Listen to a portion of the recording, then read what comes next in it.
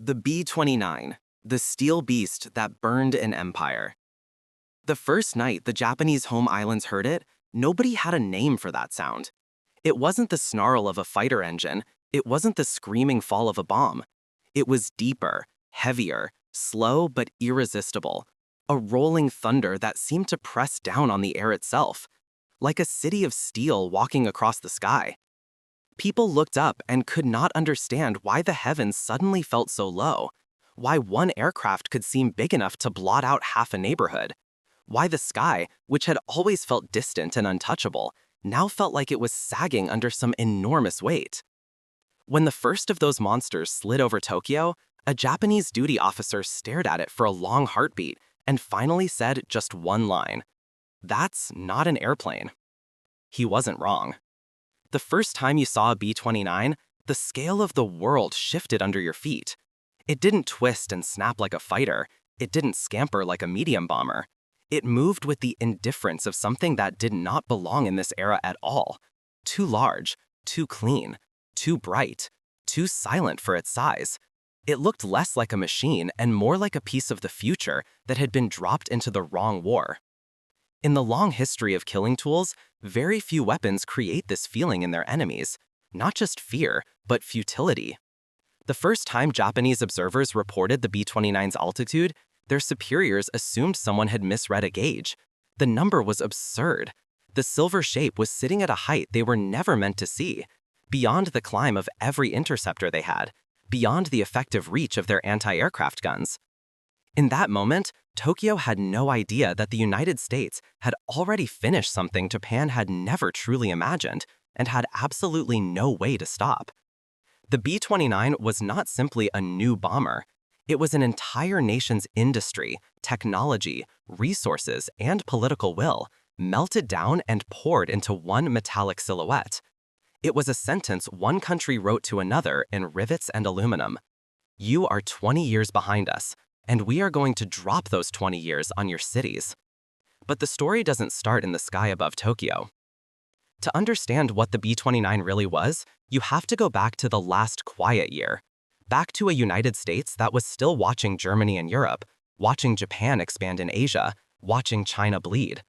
Back to a time when the world had no idea a gigantic plan had already been set in motion. That year, the American Air Staff walked into the room with a request that sounded like hallucination. "We want a bomber that can fly across the entire Pacific." No staging base, no refueling stop, no begging another country for a strip of concrete. They wanted an aircraft that could lift off from one side of the ocean, haul an enormous bomb load, and hit a target on the far side in a single, precise strike. It sounded crazy. At that moment, the most advanced bomber on the planet was the B-17 Flying Fortress, and it couldn't do anything close. When the Air Corps' engineering branch saw the requirement, their first reaction was brutally honest. Physics says no. The Roosevelt administration's answer was just as blunt: build it anyway. Without that pressure, there is no B-29. Without Boeing pushing itself to the edge of collapse, there is no B-29. Without American industry waking up from peacetime and throwing itself into total mobilization, there is no B-29. Inside the United States, an invisible revolution began, one that would redraw the technological map of the entire century. 3,000 miles of combat range, pressurized crew compartments, remote-controlled gun turrets, slave to analog fire control computers, all-metal skin, massive high-output radial engines, radar aiming systems. Every line in the spec sheet was something no one else in the world had ever put together in a single airplane. This wasn't just responding to a war. This was industrial obsession pushed to the limit. Boeing, already stretched, found itself staring at the edge of bankruptcy. The development team learned to live with failure. Every flight test felt like a coin flip. Would the airplane come back? And would the company survive long enough to fix the next problem? The first prototype took off and never returned. An engine fire, a cascade of system failures, a mid-air explosion. The wreckage slammed into the ground and burned. The accident report was brutal reading. Too much heat in the engines, fuel lines routed like fuses, marginal weight distribution, a whole list of "this can kill you" in a machine meant to stay airborne for thousands of miles. Some officers quietly concluded the obvious: This monster might never be tamed. Others went further. Even if it worked someday, it would never be ready in time. Washington made a decision no one had ever made before. Ready or not, they would build it. In quantity. Nobody had ever poured money into 3 giant factories to mass produce an aircraft that was still crashing its test models. America did. And only America could, because its manufacturing base was not just big, it was sure of itself. 4 vast plants rose from empty ground, built specifically to produce a weapon that technically did not exist yet. The United States wasn't just gambling cash, it was gambling its post-war future. That sort of bet is only placed by a country absolutely convinced it can outbuild whoever it's fighting. Across the ocean, Japan knew none of this. They didn't know what America was doing in 1942, 1943, and 1944 wasn't just stockpiling for war, but getting ready for a future war.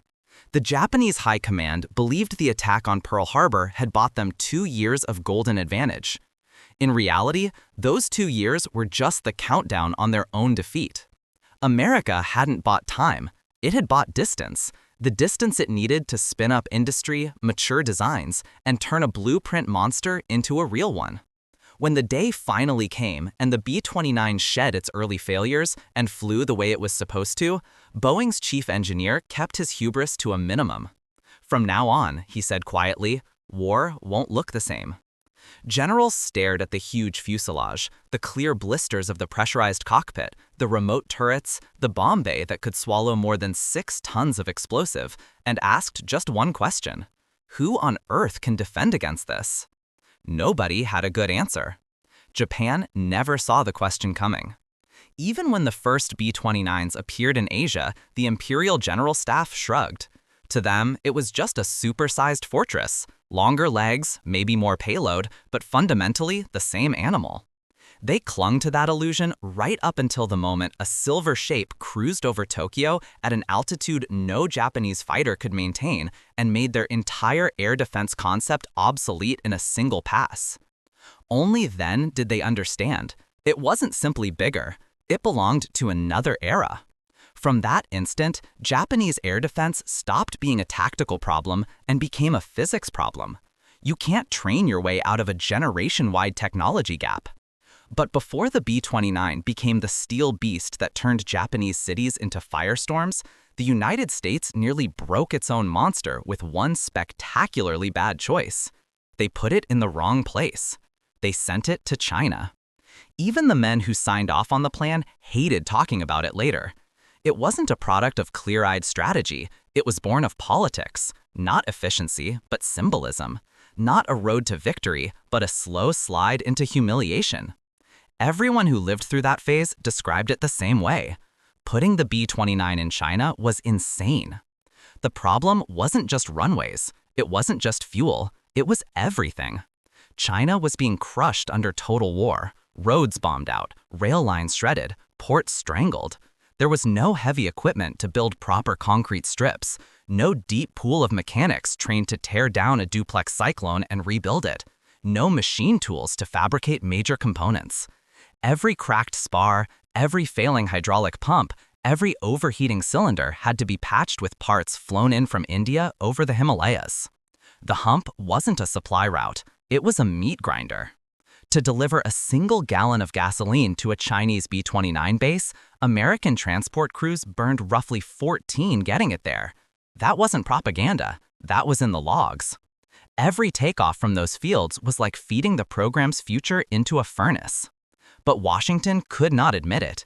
Roosevelt had promised China support. The alliance needed something visible. Chiang Kai-shek wanted proof America was there. So the United States parked the most complex, expensive aircraft on Earth at the end of the worst supply line on Earth and ordered it to perform the hardest missions of the war. The results were exactly what you'd fear. The first raids from Chinese fields toward Japan were a parade of mishaps. Engine fires, weather rolling like a wall over the mountains, navigational errors, crews exhausted, ground crews starved for parts and tools. Bomb loads fell wide or never made it to the target area at all.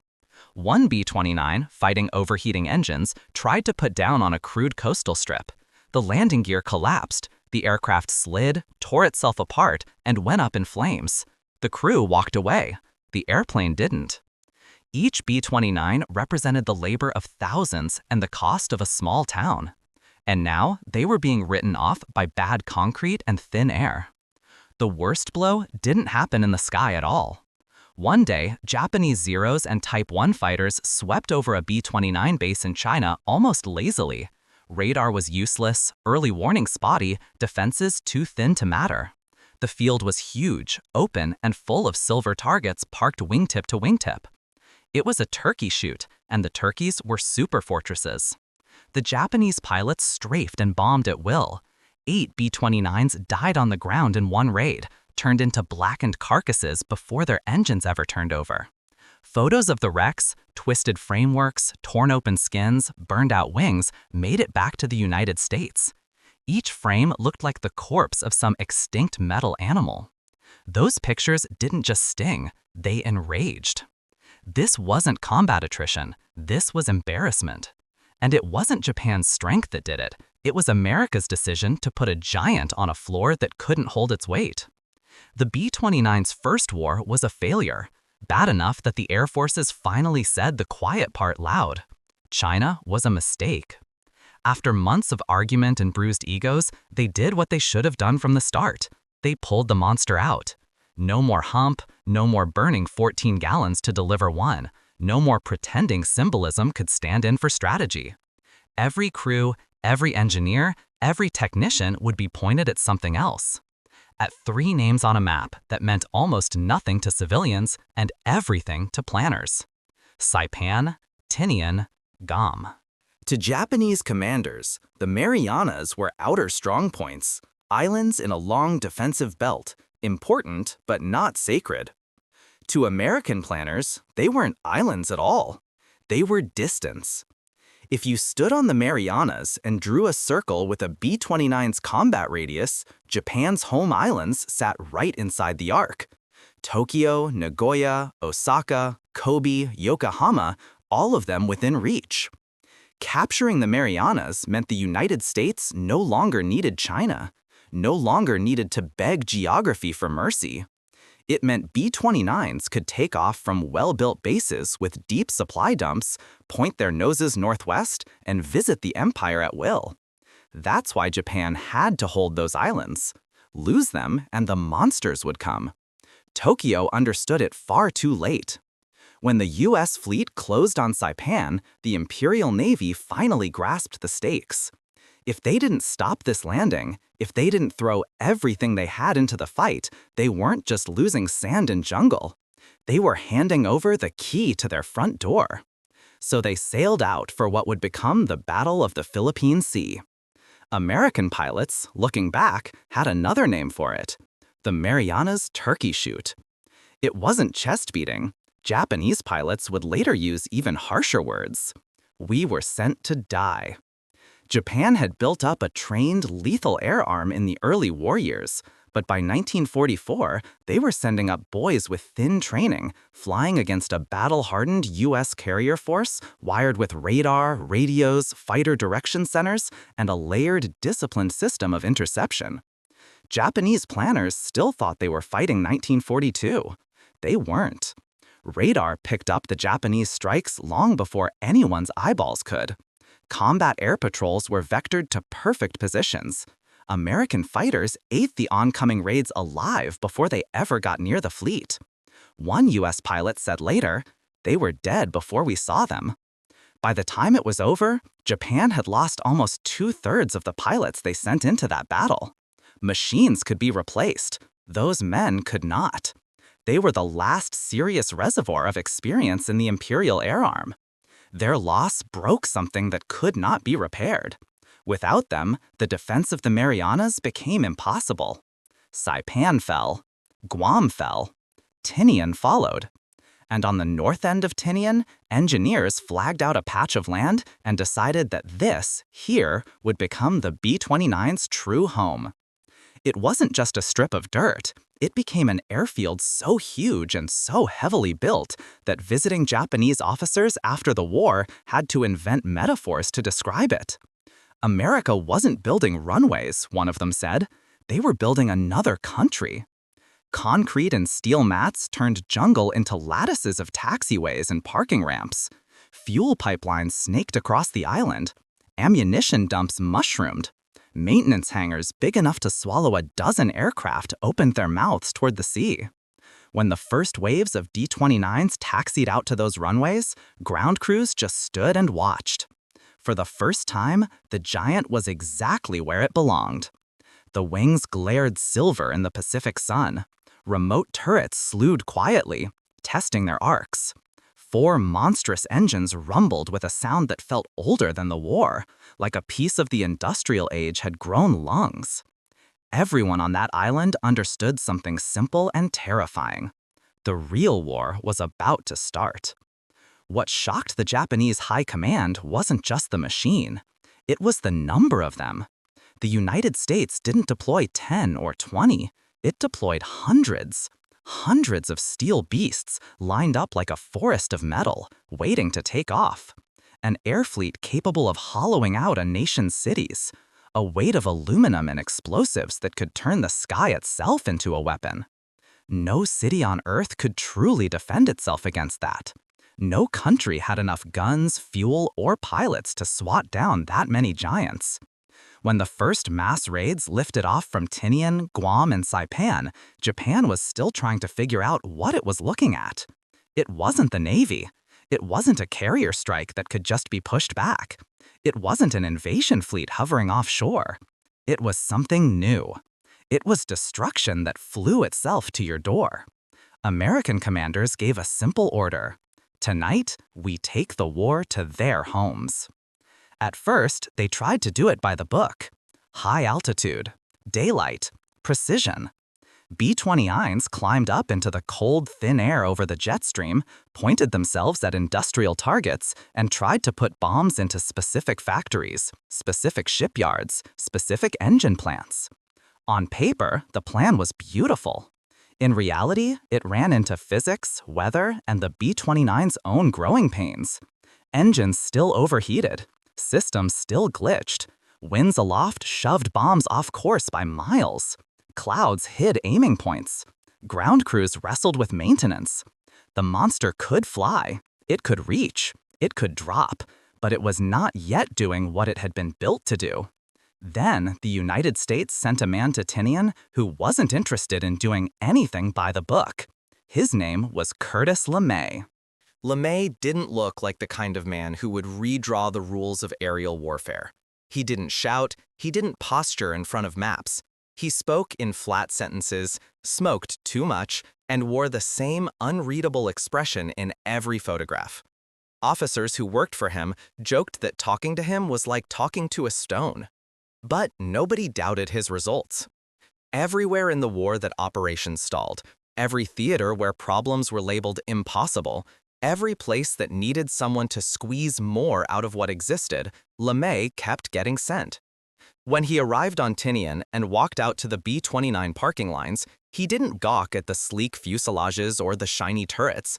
He studied wind reports, humidity, temperature, range arcs, Japanese city maps, street grids, building density, construction materials, where the rivers ran, where the afternoon heat pooled.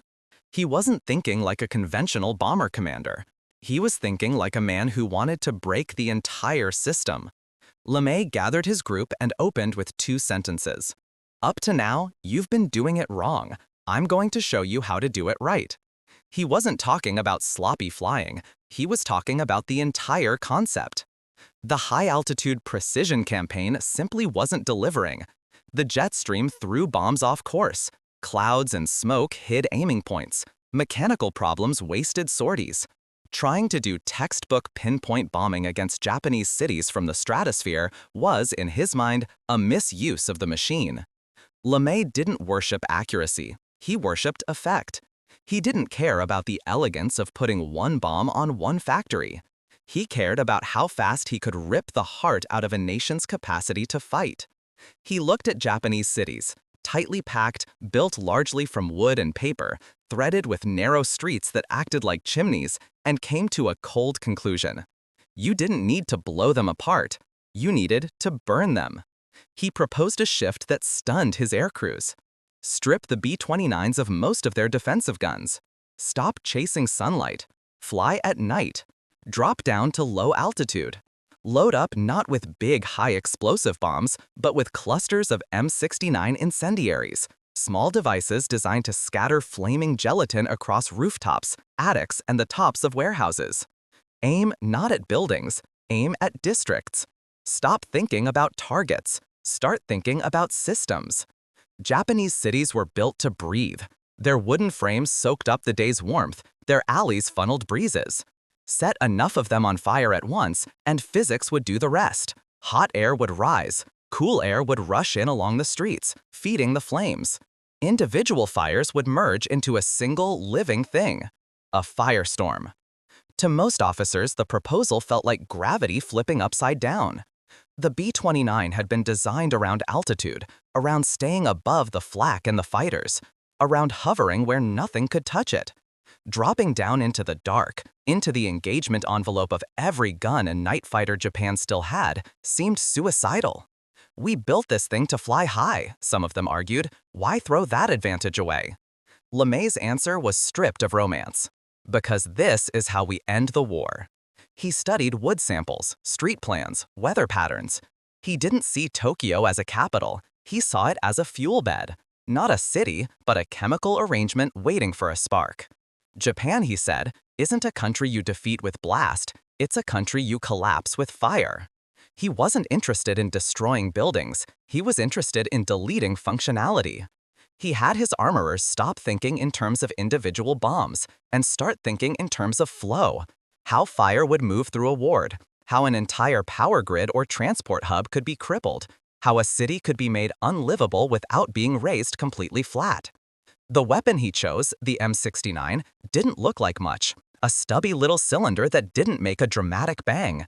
It was more like a virus than a bullet. It didn't rip things open, it infected them.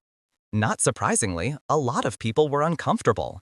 This wasn't a technical adjustment, it was a moral cliff. Senior officers asked dark questions. Was this necessary? Was it proportional? Was it something they could defend when the war was over? LeMay's internal justification was brutally simple. The longer the war lasted, the more people would die, on all sides. If burning cities ended it quickly, then the horror of the method would be offset by fewer years of blood.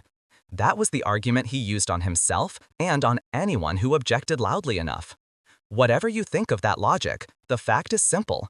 Under his hand, the B-29 stopped being a high-altitude precision bomber and became something new. A delivery system for fire. On the night of March 9, 1945, crews on Tinian walked across the ramp toward their aircraft and felt, for the first time, that something enormous and irreversible was about to happen. This time, the bombers wouldn't climb into the stratosphere. They would stay low enough to feel the shape of the land beneath them. This time, they wouldn't arrive one by one in thin daylight formations. They would come in waves, under cover of darkness. This time, they weren't aiming for a cluster of factories. They were aiming for Tokyo itself. Engines coughed, then roared. The entire island seemed to vibrate as huge propellers grabbed the night air. One after another, the B-29s rolled, gathered speed, and lifted away into the black, their navigation lights extinguished, their silver skins swallowed by darkness. To the Japanese radar operators, the story that night was confusion. The returns appeared and disappeared. Altitudes looked wrong. It was as if the enemy had shredded itself into ghosts. Fighters scrambled, pilots clawed for altitude, climbing toward where they thought the enemy would be. Up high, where bombers were supposed to be. But the giants weren't there. They were down below, slipping in under the mental horizon of a system built around old assumptions. Just after midnight, the first stream of B-29s crossed Tokyo's edge. Bomb bay doors opened, and the city heard something it had never heard before. Not the single heavy whistles of big bombs. A scatter of small impacts, 1,000 little thumps, like a hard rain beginning. People looked up and saw a strange shower of objects tumbling through the air. Cylinders, cans, things that didn't make sense. They landed on rooftops, in alleys, on verandas and balconies, on the tarps of market stalls and the shingles of warehouses. There was no giant explosion, no single shockwave, just that soft, eerie patter of metal on tile and wood. And then, a few seconds later, the city began to catch. The M69s burst open with a fierce white glare, spraying burning gel that stuck to whatever it touched. Small fires, then dozens, then hundreds began to flower across the city. The first fires seemed manageable: a shed, a roof, a corner of a workshop. People rushed to buckets and pumps, shouting to each other, trying to knock out this one cluster or that one gutter flame. But there were too many. Narrow streets became channels for hot air. That air rose, sucking in fresh oxygen from every direction. Flames crawled along beams, up paper walls, across attics. They leapt gaps that seemed too wide, driven by gusts from the growing inferno. The city's firefighters roared toward the glow with sirens wailing, but as they arrived, they realized they weren't fighting a fire. They were standing in the first breaths of something alive. The more water they sprayed, the more steam rose. The steam fed the wind fed the flames. The heat slammed at them so hard they couldn't stand in the open. In the sky, the second wave arrived. B-29s flew in steady lines, looking down at a pattern the crews would never forget. Tokyo wasn't a grid anymore. It was a glowing wound. Pockets of white-hot brightness where industrial districts had taken direct hits. A growing, pulsing ocean of red and orange where residential areas began to go. More M69s fell into neighborhoods now, into the heart of districts where houses pressed against each other, where wooden frames touched. The city began to boil. Smaller fires merged into a single system. The updraft became violent, tugging at roofs and tearing embers high into the sky, only to drop them blocks away. Entire streets turned into tunnels of flame. People trying to run found themselves pushed back by a wind so hot it felt like a physical blow. From their cockpits, some B-29 crews saw something no one had ever seen on that scale. A firestorm. Not a fire, a weather event. Flame generating its own wind, its own pressure, its own physics. By dawn, a quarter of Tokyo was gone. Tens of thousands were dead. Hundreds of thousands were homeless. The nation's capital, heart of an empire that had once dreamed of ruling Asia from end to end, had been turned into charcoal and ash by machines that had crossed an ocean to get there. And still, the giants were not finished. Tokyo's first great burning was a turning point, but it wasn't an exception. It was a template. Night after night, the silver beasts came back, not just to Tokyo, but to Nagoya, Osaka, Kobe, Yokohama, and a long list of industrial cities whose names had meant factory, port, arsenal. Now they meant something else. They meant target pack. At first, Japanese leaders told themselves it was an extraordinary event, a freak raid, a one-off demonstration of American fury. But the pattern refused to go away. This wasn't an attack. It was a schedule. The raids weren't random. They had rhythm. One night to shock, another to test response, another to exploit weaknesses. One night hitting housing density, another hitting storage depots, another slamming rail yards and power stations and bridges. Japanese planners gradually realized that American bombing had shifted from destroying buildings to dismantling systems. They weren't just flattening structures, they were going after how the cities functioned: transport, energy, production, firefighting, hospitals, warehouses, food distribution. A Japanese city planner wrote in his diary, "America isn't destroying our cities, they're taking our civilization apart." Inside the government, arguments flared. The Home Ministry urged mass evacuations. Army leaders resisted, insisting the cities had to keep working or the front would collapse. Technocrats begged to decentralize factories. Generals worried that scattering industry would weaken control. Everyone wanted something different, and nobody could give what anyone else needed. B-29s didn't just burn buildings. They set fire to the seams in Japan's decision-making. And while the cities burned above ground, another, quieter campaign was eating Japan from below. The country's entire war machine depended on three things: oil, steel, and transport. Japan had almost none of those inside its own borders. Every drum of fuel, every ton of ore, every load of machine tools had to come in by sea. By 1944, American submarines had turned the ocean into a killing ground. Breaking Japanese codes, tracking convoys, and slipping into shipping lanes, they sent torpedo after torpedo into the hulls of tankers, freighters, and troop ships. Oil went to the bottom, steel went to the bottom. Men destined for the front went to the bottom. Losing a destroyer hurt. Losing an oiler strangled a whole sector. Something like 80+% of Japan's tanker tonnage ended up on the seabed. A Japanese officer would later write, "We weren't defeated by American weapons. We were killed by hunger and thirst." In this environment, the B-29's firestorm campaign wasn't the only pressure. It was part of a choke. Factories went dark not just because they were burned, but because they had no fuel. Trains stopped not just because yards were bombed, but because there was no coal.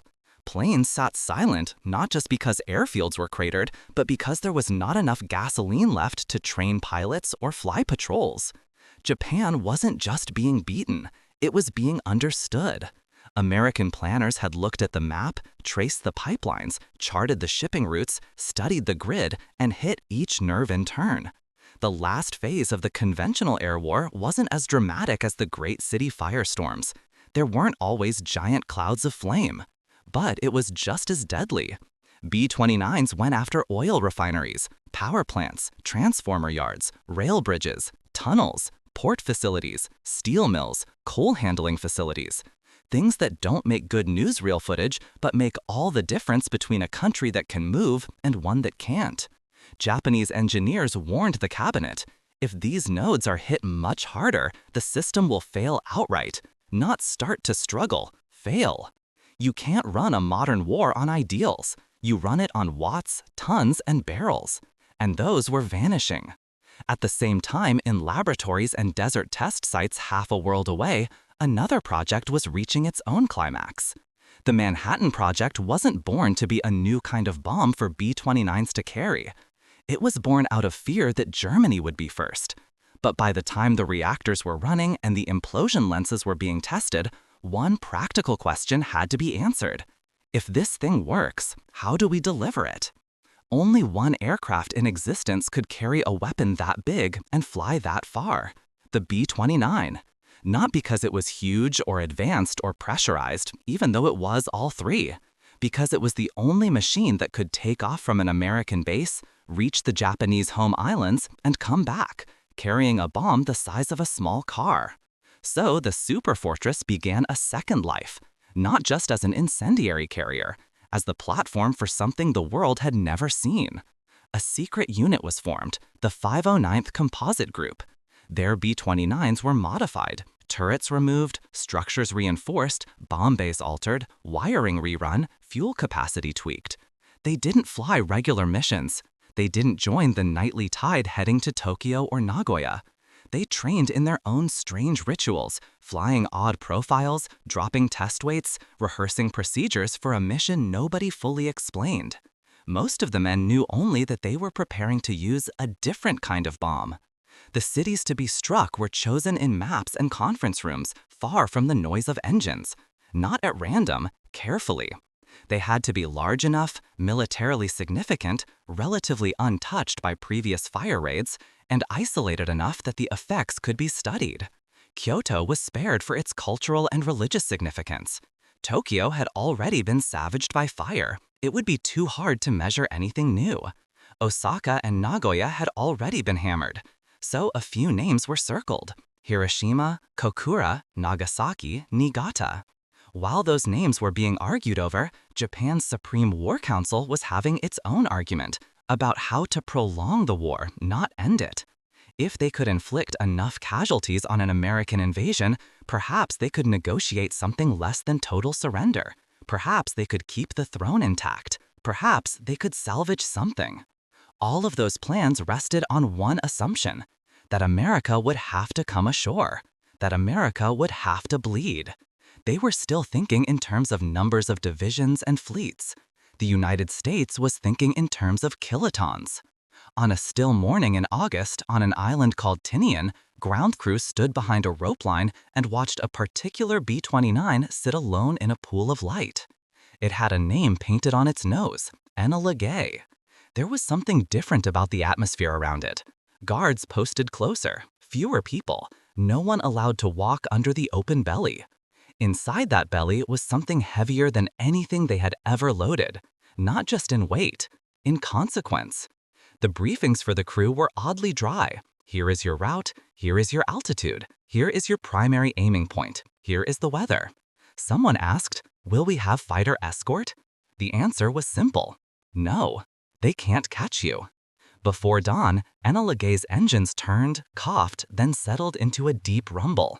The bomber rolled, gathered speed, and heaved itself into the air, so heavy it used nearly every foot of runway. From the ground, it looked like just another superfortress heading north. From its crew's perspective, they weren't just flying a mission. They were carrying something that would divide history into before and after. Far away, Hiroshima woke up like any other day. Streetcars rattled, children walked to school, workers headed for arsenals and shipyards, soldiers formed ranks in their barracks. The war was close, but the sky above was clear and ordinary. Japanese radar picked up a lone B-29. A single aircraft was a familiar sight, probably a weather reconnaissance plane, perhaps a photographic mission. Nothing alarming, no mass scramble, no citywide panic. Above the climbing thermals, Enola Gay turned onto its attack run. The bomb bay doors opened. The weapon dropped. It didn't scream. It fell with a strange quiet, a heavy shape slicing through still air. In the seconds that followed, there was no sound, only light. Not the orange of fire or the yellow of high explosive. A white so intense it didn't look like part of the world at all. For a fraction of a moment, it was as if a second sun had been stuffed down into the atmosphere and switched on. The shockwave arrived after the light, slamming against Enola Gay, rocking the airframe. The crew gripped their stations, instruments jumped, the bomber lived through it and kept flying. Behind them, a column began to rise. Not smoke in the usual sense, not a cloud as anyone had known it before. A towering column of boiling dust, vapor, and fire, climbing straight up as if it meant to punch through the sky. No one on that aircraft had a proper word for it. Later, the world would call it a mushroom cloud. On the ground, communications stuttered, then vanished. Reports that did make it out were broken and stunned. Hiroshima has suffered unprecedented damage. We cannot contact the city center. We don't know what kind of attack this is. In Tokyo, senior officers clung to familiar explanations. Some new kind of massive bomb, maybe a fuel-air device, something terrible but limited. A scientist called in to read the first descriptions didn't speak for a long time. He didn't need more data. He knew. Not the number of neutrons, not the exact yield, but the direction. America had crossed the line that physicists around the world had spent years thinking about with dread. They had turned the atom into a weapon. While they were still trying to understand that, another B-29 was being readied, Boxcar. Its mission was aimed at Koklora. Weather intervened. Clouds thick as cotton walls, smoke from a previous raid. Boxcar's crew circled, searching for a clear aim point, burning precious fuel. They couldn't drop blind. This was a one-shot weapon, not something to toss on a guess. Fuel gauges slid downward. On the radio and in the cockpit, the decision point came. Abort and try to bring the bomb home, or switch to the secondary target. Long discussions in Washington had already produced that list. The secondary was Nagasaki. Boxcar turned. Nagasaki's morning was damp, the sky broken, the city's shipyards and factories waking up to another day of war that felt to its people like a lifetime. When the bomber arrived overhead, there were clouds here too, but thinner. A momentary hole opened. It was enough. The bomb fell. Light again, shock again. Another city carved open in an instant. In Tokyo, the second blow stripped away the last illusions. Hiroshima had not been a freak, not a diplomatic gesture, not a one-time horror. It was a capability. The questions in the Supreme War Council changed. No longer, can we still hurt them enough to make them negotiate, but how many of these do they have? How many of our cities can we afford to lose? The honest answer, unspoken but obvious, was none. Inside the underground rooms of the Imperial Palace, the arguments took on a strange, desperate tone.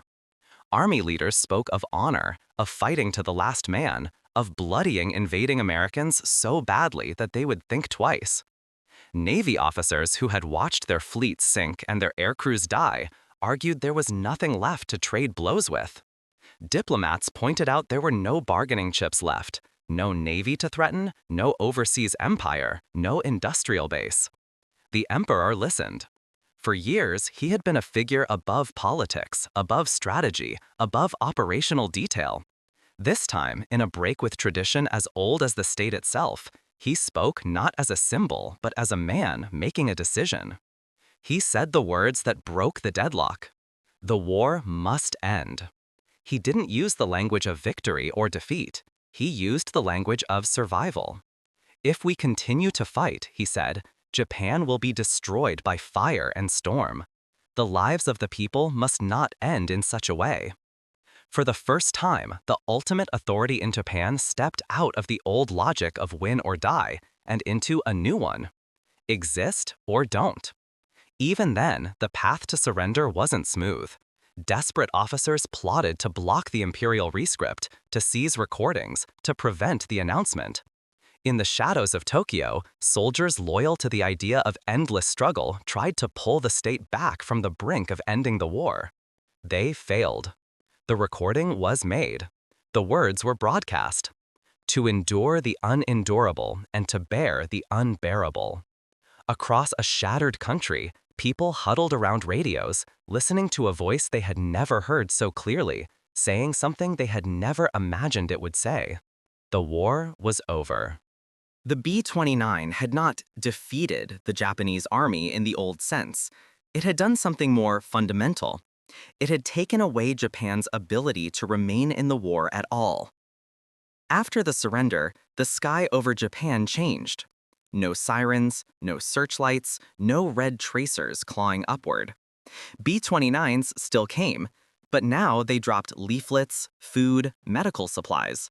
They flew not as harbingers of fire, but as symbols that the occupation was real, ordered, and, in its own strange way, stable.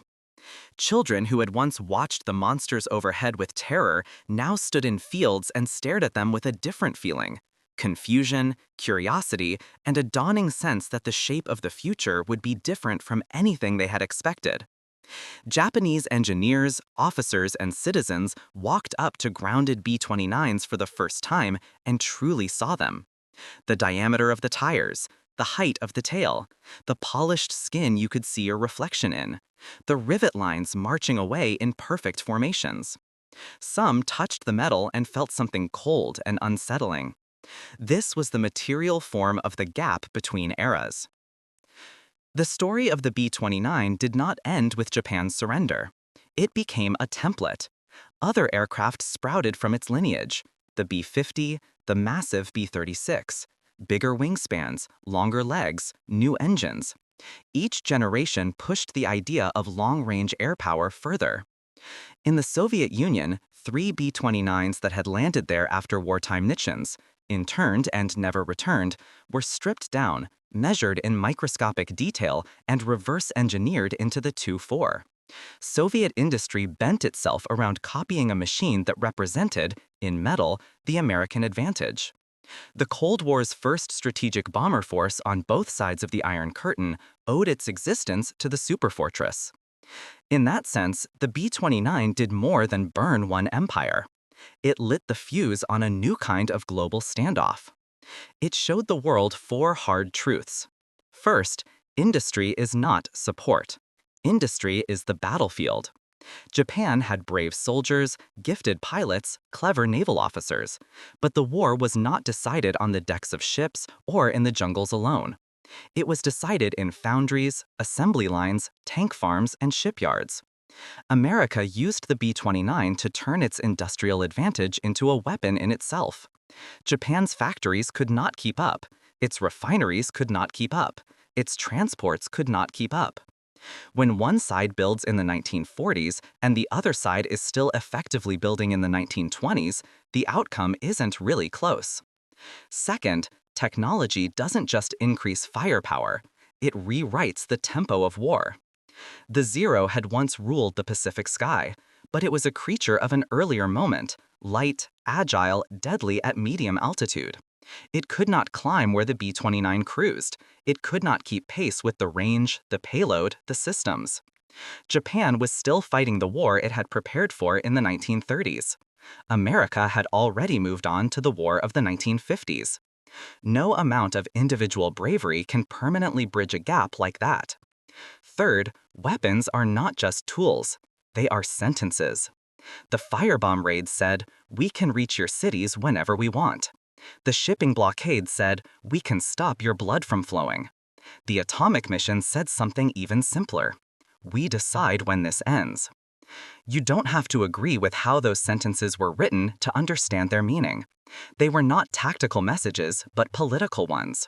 Fourth, victory is no longer just about defeating armed forces in the field. It is about making the enemy unable to participate in the war at all. B-29s did not march into Tokyo. They didn't shoot it out street by street. They didn't break every rifle or sink every ship. They burned factories, they strangled fuel flow, they cut power, smashed rails, tore up wharves, and knocked out bridges. Japan didn't stop fighting because every soldier had been killed. Japan stopped because the system that sustained the soldiers stopped working. Put those truths together and you see what the B-29 really was. Not just a steel beast. A signpost. It marked the edge between one kind of world and another. A world where distance no longer protected you.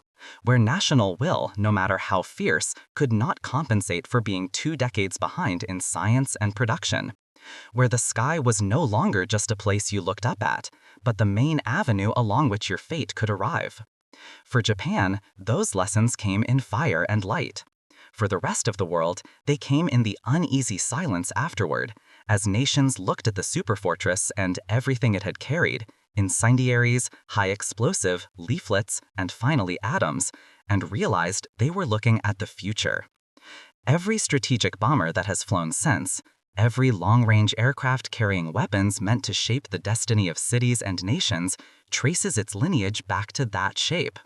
To the pressurized cockpit, to the remote turrets, to the bomb bay that once held the weight of an empire's end. To a name stenciled on a fuselage, B-29. Not just a bomber, the steel beast that burned an empire and the machine that told the world a new era had begun.